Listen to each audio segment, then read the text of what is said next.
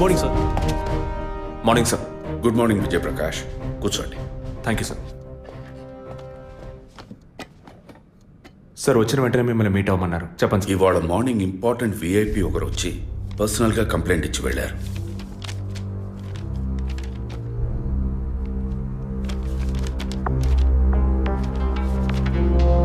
Sky TV CEO mister Gunasekhar కదా sir? Yes, వారి wife 2 రోజులుగా కనపట్టలేదని కంప్లైంట్ ఇచ్చారు.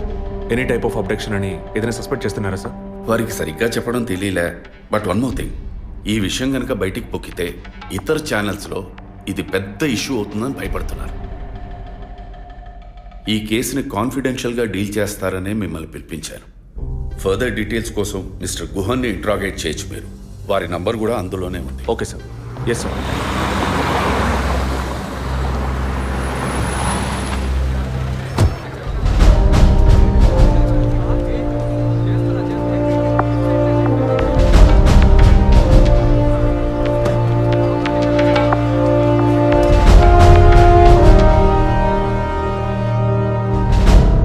సో మీ ఇంట్లో ఉన్న డ్రైవర్స్ కానీ మెయిట్స్ కానీ మీ వైఫ్ని చివరిసారిగా ఎప్పుడు చూసా ఉన్నారు? వెనస్డే ఈవినింగ్ చూశారట. డ్రైవర్ డ్యూటీ అయ్యాక ఇంటికి వెళ్ళేటప్పుడు రేపొద్దున ఎన్నింటి రావాలమని నా వైఫ్ని అడిగాడట. ఎప్పట్లా వస్తే చాలని తను చెప్పిందట. ఆ తర్వాత ఎవరూ తనను చూసినట్లేదు. ఆ రోజు మీరు ఎక్కడున్నారు సార్? హైదరాబాద్లో ఓ టీవీ ఛానల్ మీటింగ్ అని వెళ్ళాను. లాస్ట్ ఫోన్ మీ వైఫ్కి ఎప్పుడు చేశారు? Next day morning. Phone switch ఆఫ్లో ఉంది. మోస్ట్లీ తన ఫోన్ స్విచ్ ఆఫ్లోనే ఉంటుంది. అందుకే నేను పెద్దగా పట్టించుకోలేదు. ఎప్పుడు మీకు డౌట్ వచ్చింది? ఆ రోజు నైట్ వరకు నాకు రాలేదు. దీన్ని ఇష్యూ చేయటం ఏం బాగుంటుందని ఎవరికి చెప్పలేదు. ఆ తర్వాతే నేను కమిషనర్ దగ్గరికి వెళ్ళి కంప్లైంట్ చేశాను.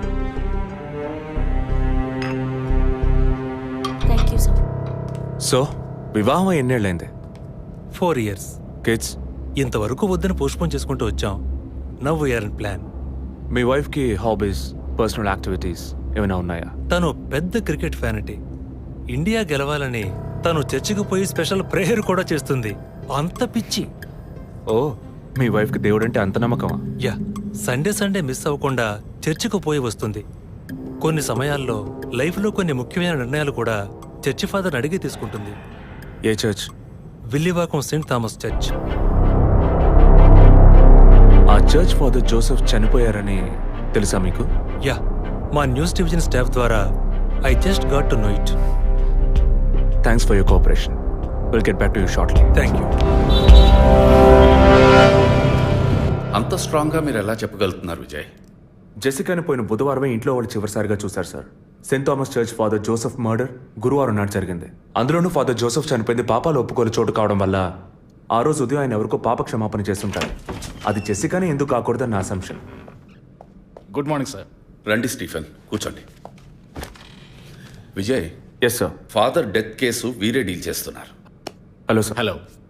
విజయ్ హ్యాండిల్ చేస్తున్న కేసులో కనిపించకుండా పోయిన అమ్మాయి ఫాదర్ మరణించిన టైంలో పాప క్షమాపణ కోసం వచ్చి అక్కడ ఉన్నందువల్ల ఈ హత్యకి ఆ అమ్మాయికి సంబంధం ఉండొచ్చేమో అని వీరు అనుమానం. ఉండొచ్చు సార్.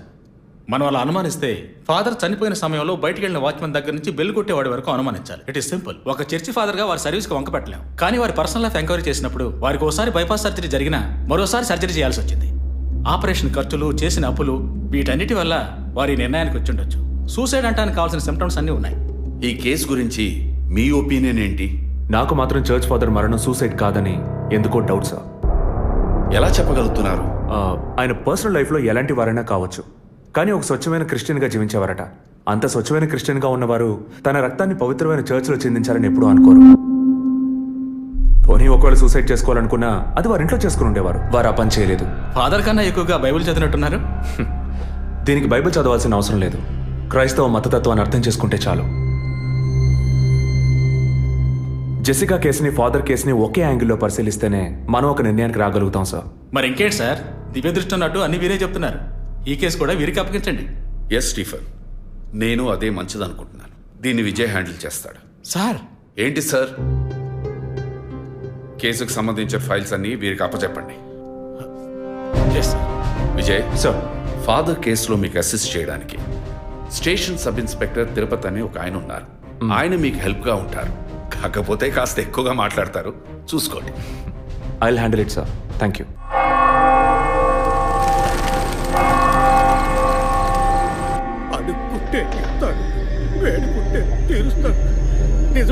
గెలిపిస్తాడు యేసు, అడుక్కోండి. ఫాదర్ హైటు వెయిటు మీకు మ్యాచ్ కావడం వల్ల ఆయన ఏ పొజిషన్లో కూర్చుని ఉంటారు, ఎలా ఉండుంటారని మీతో ఒక చిన్న అసంప్షన్. లేచరండి. డాంకీ యజ్ఞం కాదు, అందుకు ఇలా కూర్చోబెడతా సార్ నన్ను. కొత్తగా మందు కనిపెట్టే డాక్టర్లు ఎలికి మీద ప్రయోగించినట్టు కంగారు పెట్టారు కదా సార్. ఫాదర్ ఎలా కూర్చున్నారో, ఎలా పడిపోయారో, ఎప్పుడు చనిపోయారో, ఇప్పుడు ఎక్కడున్నారో. కాకపోతే ఒకటి, father no more, I mess more, that is the difference. Commissioner గారు చెప్పింది కరెక్టే. కమిషనర్ గారు ఏం చెప్పారు సార్ నా గురించి? చెప్పారులే. పీసీ భానుమతి విషయమా? తెలిసే ఛాన్స్ లేదే. నా ప్రమోషన్ విషయమా? మనకంత సీన్ లేదే.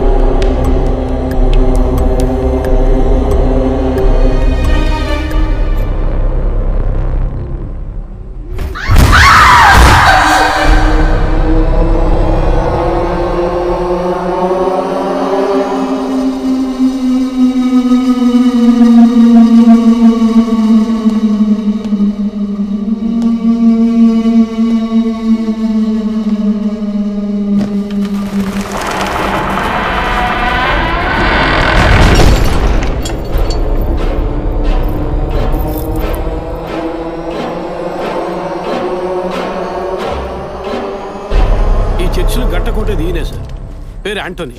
నమస్కారం సార్. ఇక్కడ 8 ఏళ్ళుగా పనిచేస్తున్నాం సార్. ఫాదర్ రికమెండేషన్తోనే ఇక్కడ చేరారు.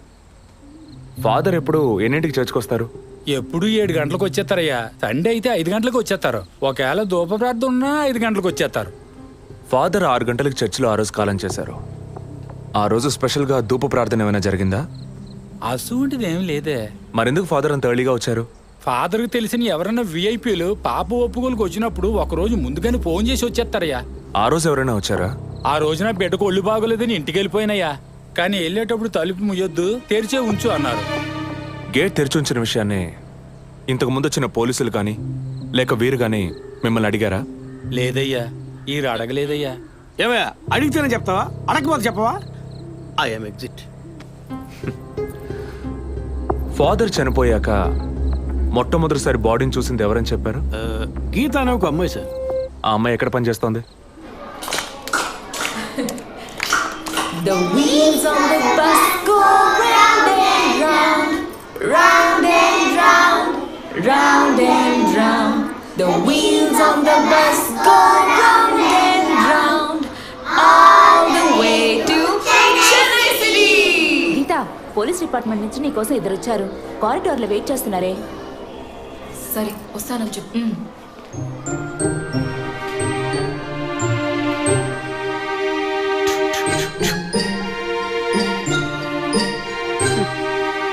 ఈ వయసులో పిల్లలు అన్నాక ఇలాగే అల్లరి చేస్తుంటారులేండి. కానీ రేపు పెద్దయ్యాక మదర్ తెరిసా కావచ్చు, తాత గాంధీ కావచ్చు, మామ నెహ్రూ కావచ్చు, కానీ నాలా మాత్రం కాలేరండి.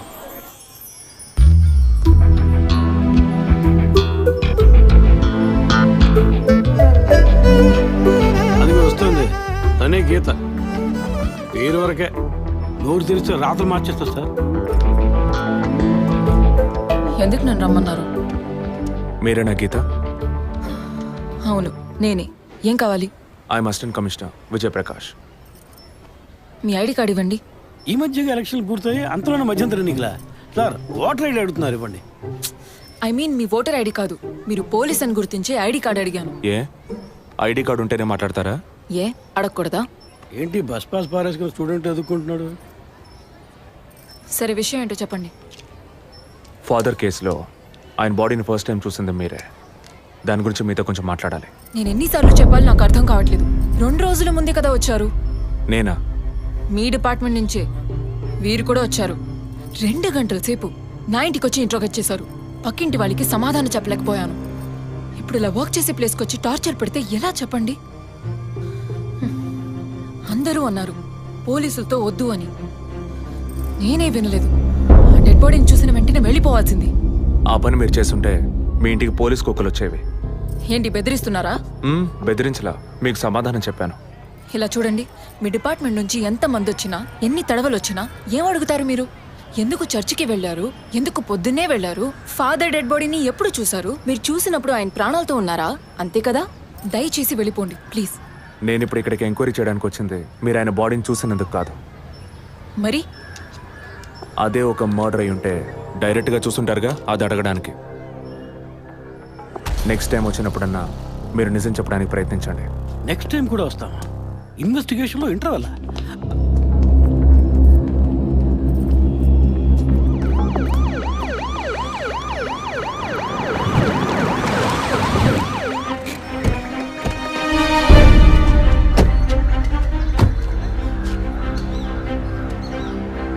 సార్, అదే గీత ఇల్లు. వెళ్ళి చూసిరండి. ఆ ముసలాన్ని మళ్ళీ చూడాలా?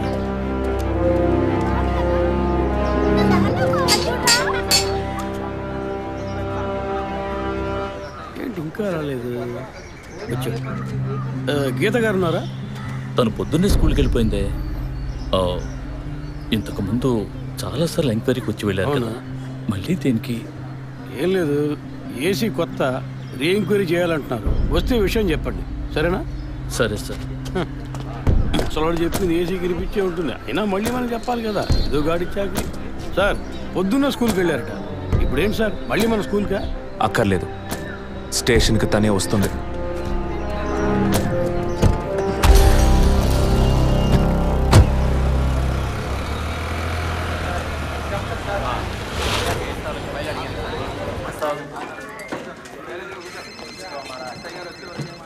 మిస్సింగ్ కేసును తేలిగ్గా తీసుకోకండి సార్. రేపే నాకు ప్రోగ్రెస్ తెలియాలి. సార్, మిమ్మల్ని చూడడానికి వచ్చారు.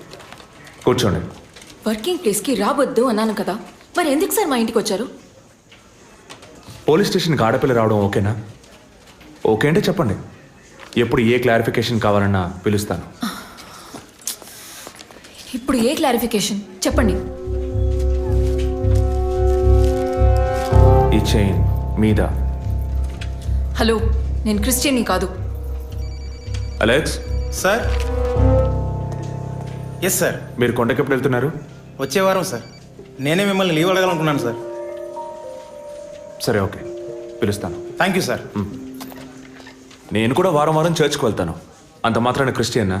It makes no difference. Jesus, Gandhi, షేక్ వారా వీళ్ళు ఇప్పుడు ఫ్యాషన్ సింబల్స్ అయ్యారు. ఇలా చూడండి, మొదట ఆ చైన్ నాది కాదు. నెల నెల చర్చ్కి వచ్చే ఫండ్స్ నుంచి స్కూల్కి ఇచ్చే డొనేషన్ ఫాదర్ ద్వారా నేనే తీసుకొస్తుంటాను. అందుకే ముందు రోజు ఈవినింగ్ ఫాదర్తో ఫోన్లో మాట్లాడి నెక్స్ట్ డే మార్నింగ్ 7:45కి నేను చర్చ్కి వెళ్ళాను. నేను లోపలికి పోయి ప్రేయర్ హాల్లో చూస్తే అక్కడ ఫాదర్ లేరు.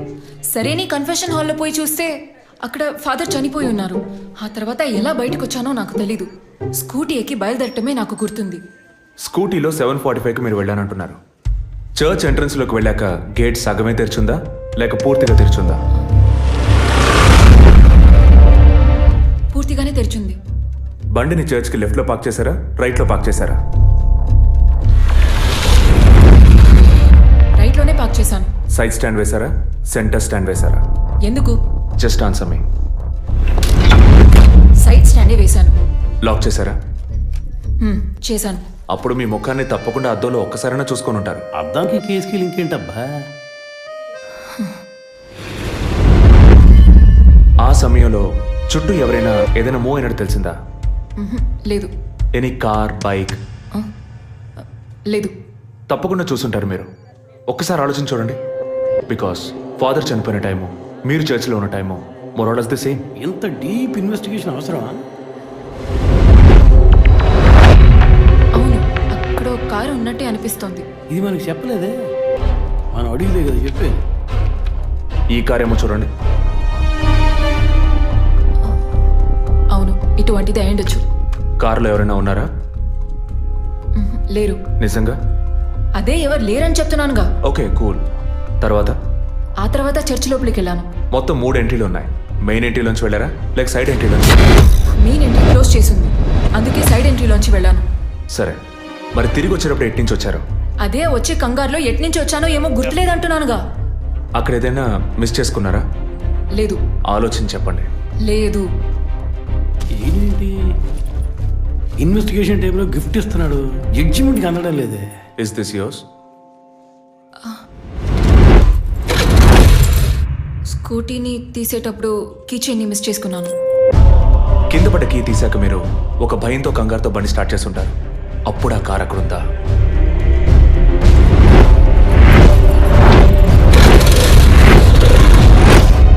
అప్పుడు ఆ కార్ అక్కడ లేదు. That's it. జెసికా చర్చ్కి వచ్చింది, స్ట్రగుల్ జరిగింది. బయటికి వెళ్ళేటప్పుడు ఒంటరిగా వెళ్ళే అవకాశం లేదు. పూర్తయిందా? ఇప్పుడు నన్ను వెళ్ళమంటారా? Anyway, thanks lot miss Geetha. No mention. మీరు చక్కగానే ఇన్వెస్టిగేట్ చేస్తున్నారు. Thank you. మీరు తెలివిగానే సమాధానం చెప్పారు. నన్ను మళ్ళీ మళ్ళీ పిలవరుగా? చెప్పలేం. మీరు పూర్తిగా నిజం చెప్పలేదు కదా, అందుకని పిలవచ్చు. ఎందుకు? అచ్చం చూసానా? కాదు, ఆ హత్య మీరే చేసి ఉండొచ్చుగా. ఇచ్చే ట్విస్ట్. ఇలా తేపా మీరు పిలిస్తే నేను రావాల్సిన అవసరం లేదు. Too much. This is the last.